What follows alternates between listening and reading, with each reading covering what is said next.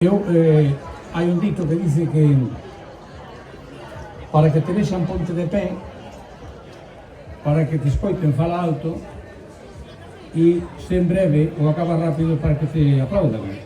Así que vou a ver se o consigo, vou intentar ser breve.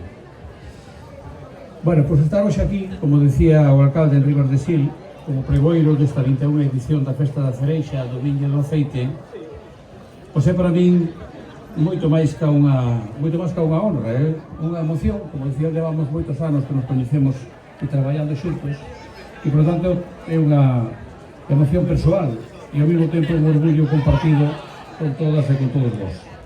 En primeiro lugar, agradecerlle ao alcalde, como dicía, a invitación que me fixo para estar aquí con todos vostedes, porque esta non é unha festa calquera, esta é unha celebración de identidade que medrou aquí, ao pé do río Sil, dunha tradición que enche de sabor a nosa mesa e de sentido a nosa vida.